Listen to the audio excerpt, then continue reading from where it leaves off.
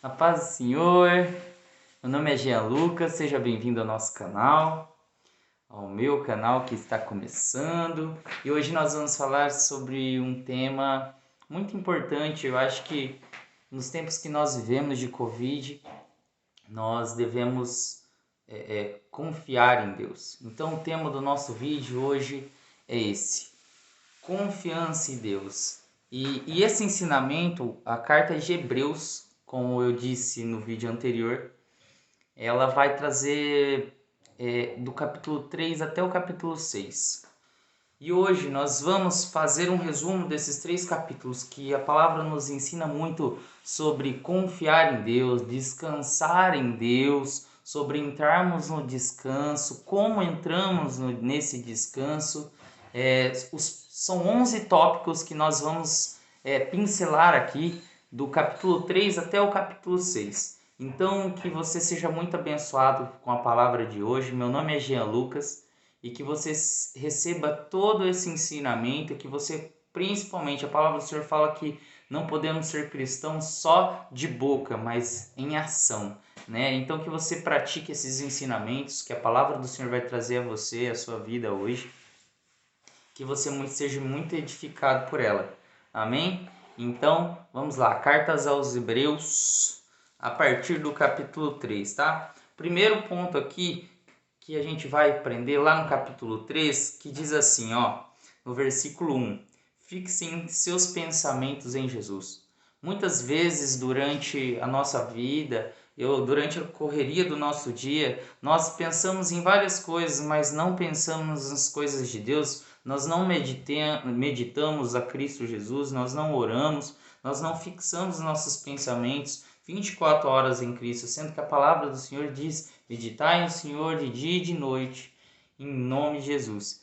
Então, que possamos ficar com o pensamento. Daí um pouquinho mais para frente, a palavra do Senhor fala assim, ó: se você medita na palavra dele, você também tem que entender que você é operário dele.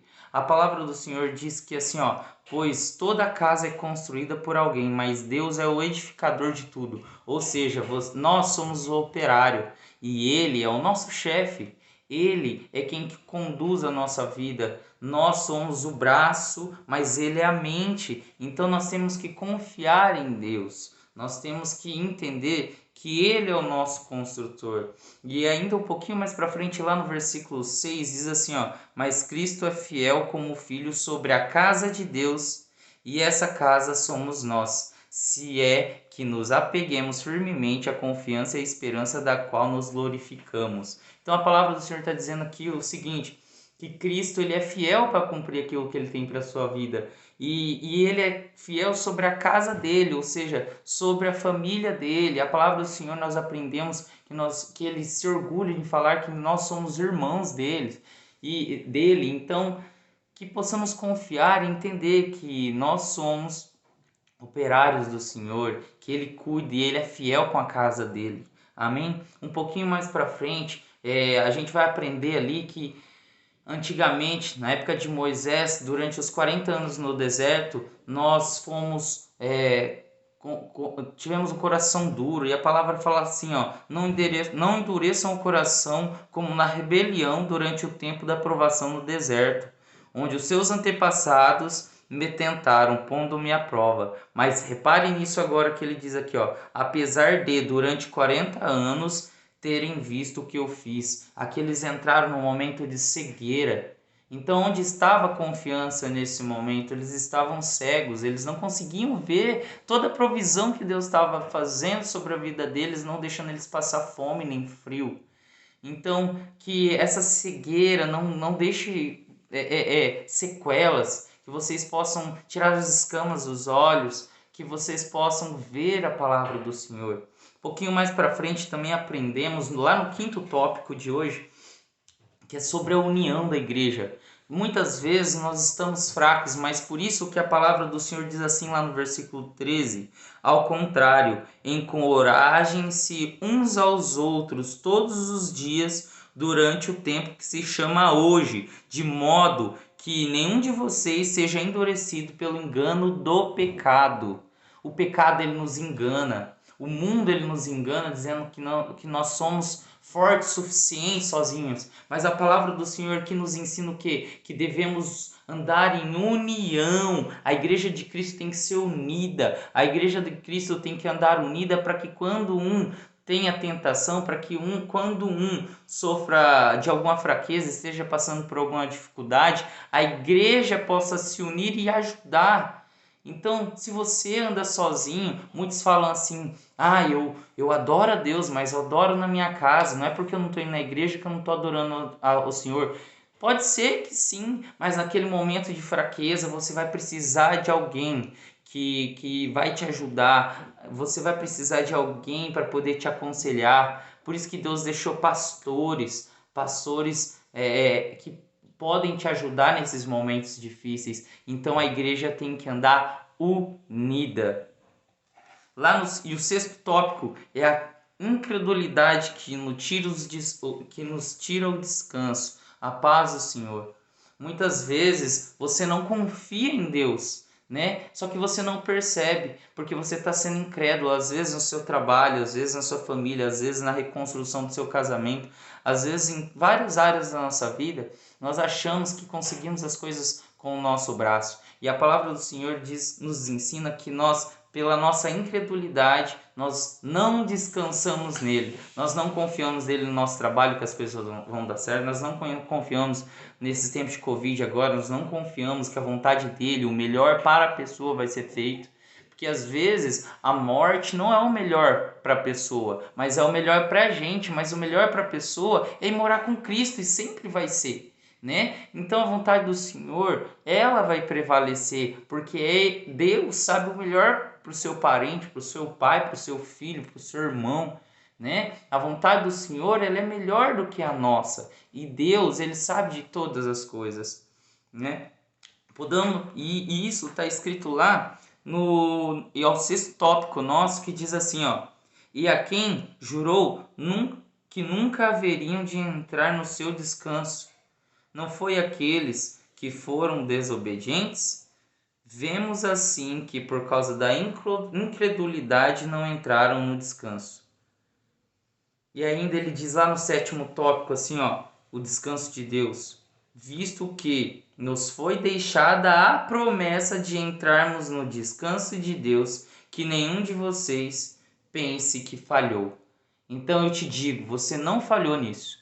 Em nome de Jesus, você não falhou nisso. Basta a partir de hoje você tomar a decisão de confiar plenamente no Senhor, para que você possa descansar nele, para que você possa ter o sono dos justos, para que você possa entender que não é você que rege a sua vida, mas é o Senhor que provê todas as coisas. Porque quando nós decidimos viver com as nossas atitudes e não aquilo que o Senhor deseja para nós, mas sim desejamos viver com as nossas vontades, quando nós escolhemos seguir as nossas vontades, é onde nós erramos, não confiamos no Senhor e nos machucamos. Mas eu te digo uma coisa, você não falhou, basta a partir de hoje você confiar plenamente no Senhor, que você vai entrar no descanso dele. Lá no capítulo 4, lá no oitavo tópico, diz assim, ó: a palavra de Deus é eficaz, ela revela tudo. Se você não confia no Senhor, vai acontecer alguma coisa na sua vida que vai revelar que você não confia. Pois a palavra do Senhor, ela diz assim, ó, lá no versículo 12 do capítulo 4: pois a palavra de Deus, ela é viva e eficaz, mais afiada que qualquer espada de dois gumes. Ela penetra até o ponto de dividir alma e espírito, juntas e medulas, e julga os pensamentos e as intenções do coração. Nada em toda a criação está oculto aos olhos de Deus. Vou repetir essa parte. Nada em toda a criação está oculto aos olhos de Deus. Tudo está descoberto e exposto diante dos olhos daquele a quem havemos de prestar contas. Então, não adianta você mentir para você mesmo, você achar que você confia em Deus enquanto você não confia. Sendo que você não confia porque tudo é revelado. Não adianta você esconder seus pecados do Senhor, sendo que o Senhor sabe. O Senhor sabe como está o seu coração hoje. O Senhor sabe que você não confia nele 100%. Não adianta você estar indo na igreja, mas você, dentro do seu lar, você não declarar que você precisa de ajuda dele. Deus ama aquele que confessa os seus pecados. Deus ama aquele que confessa que está fraco. Aquele que diz, Senhor, a minha fé está pouca, aumenta a minha fé, pois eu preciso do Senhor, eu preciso confiar no Senhor. Pois eu não vivo, eu não sei viver sem o Senhor, porque é o Senhor que rege a minha vida. Declare isso sobre sua vida agora, pois nada está oculto aos olhos dele. Ele sabe do oculto do seu coração, ele sabe de todos os seus pecados. Não adianta você mentir para os outros, mas você tem que confessar os seus pecados. Tiago 5,16 diz para confessarmos os nossos pecados, que nós, uns aos outros, que nós receberemos cura e libertação desses pecados. Que nós seríamos perdoados e nossos pecados seriam jogados no lago de enxofre. Então entenda isso, confie no Senhor.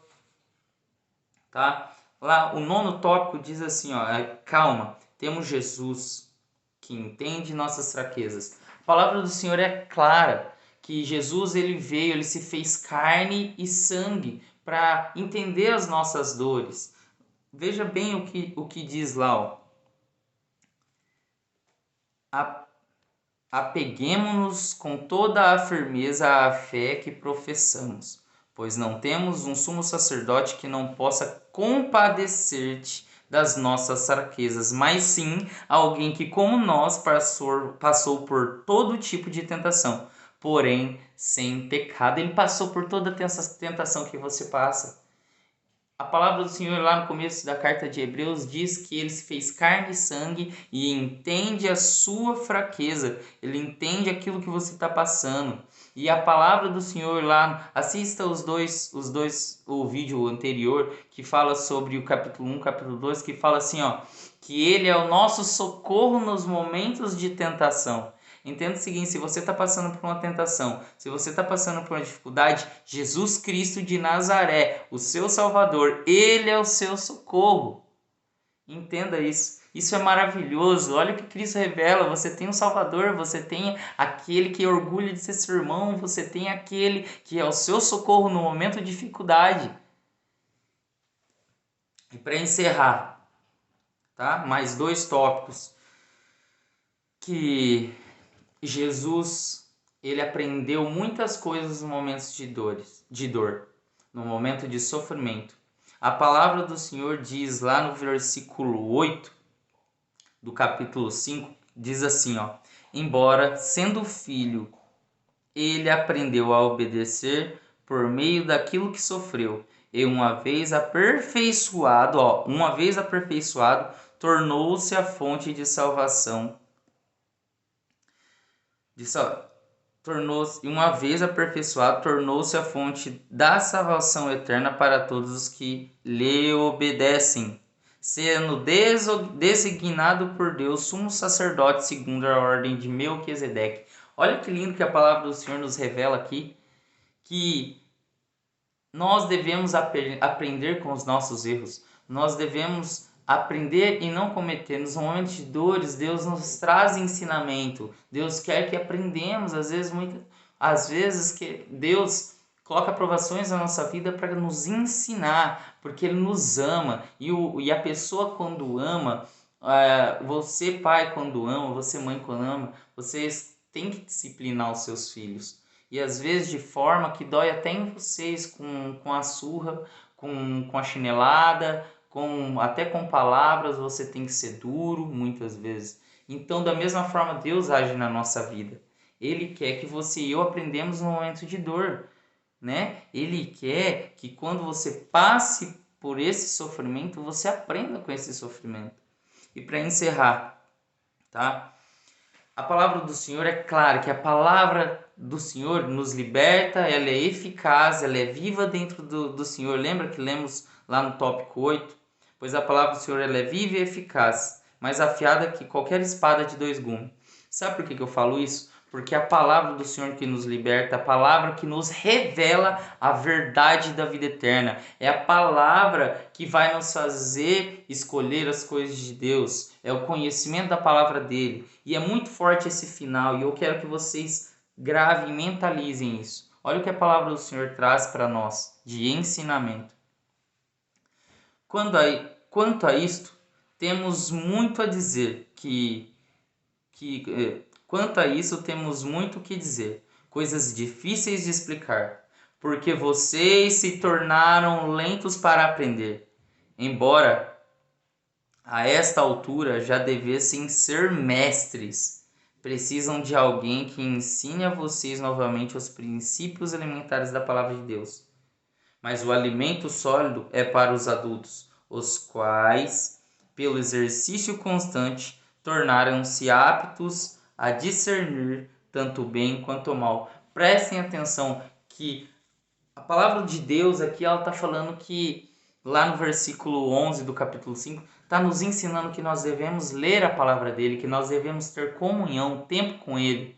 E lá no comecinho, no versículo 1, diz que nós devemos fixar o nosso pensamento em Cristo. Só que para que possamos pensar em Cristo e nas coisas do reino o dia inteiro, 24 horas por dia, precisamos ler a palavra de Deus, para que possamos meditar na palavra de Deus. Como que vamos meditar se que não estamos nos alimentando? A palavra do Senhor diz aqui que nós somos lentos, nós estamos sendo lentos em aprender a palavra do reino, em aprender o que Deus quer que façamos, em aprender aquilo que Deus quer que desfrutamos. Pois olha o que ele disse aqui, porque vocês se tornaram lentos para aprender, pois já deveriam estar sendo mestres. Nós deveríamos estar já ensinando aqueles que estão sofrendo, aqueles que estão oprimidos, os doentes. Nós somos o hospital, nós somos Cristo em todos os lugares. Então nós deveríamos estar ensinando essas pessoas já. Nós deveríamos. E por que não estamos fazendo isso? Porque a palavra fala que nós somos lentos. E lá no final, a palavra do Senhor diz que nós devemos ser constantes. Então devemos ler a palavra do Senhor e meditar na palavra dele dia e noite. Todos os dias temos que ser constantes, para que nos possamos tornar aptos para discernir tanto o bem quanto o mal. Quando o falso profeta vir, ou quando um falso pregador pregar uma heresia sobre a palavra de Deus, como nós vamos identificar? Nós vamos ser manipulados facilmente. Então que a palavra do Senhor hoje, resumindo, que a confiança e o ensino, que a palavra dele reina, que essas frases entrem no seu coração, que a palavra do Senhor entre no seu coração agora, em nome de Jesus. Que você entenda que você tem que confiar no Senhor. E para você confiar no Senhor, você tem que entender que você é o operador dele. E você entendendo que você é o operador dele, você tem que seguir as ordens dele, os conselhos dele. Você entendendo esses 3 fundamentos, fica fácil de você entender que você tem que meditar na palavra dele de noite, que ele sabe o seu oculto e principalmente que você tem que levar a palavra sendo mestre, pois nós estamos lentos. Não devemos ser como crianças, devemos ser adultos que nos alimentamos de alimento sólido para fornecer o alimento correto para as pessoas que precisam. E esse alimento é a palavra do nosso Senhor Jesus Cristo de Nazaré, que morreu por mim e por você, para que possamos ter a salvação. Pois lembre-se, ele é o seu socorro. Que Deus possa vir abençoar você grandemente, que você possa ter assistido até aqui e que a palavra do Senhor venha ficar no seu coração agora. E assim eu oro e clamo ao Senhor. E se você quer aceitar Jesus, busque uma igreja mais próxima, busque uma igreja que prega a palavra do Senhor, comece a ler a palavra do Senhor, comece a ser constante na palavra do Senhor a partir de hoje. Assim eu declaro sobre a sua vida e profetizo. Meu nome é Jean Lucas. Estaremos continuando o estudo da carta aos Hebreus. Que você seja muito abençoado, e eu agradeço por Deus estar me usando como um vaso para chegar até vocês, para que a palavra dele chegue até vocês. Em nome de Jesus eu quero agradecer. Amém. Fiquem com Deus e até amanhã.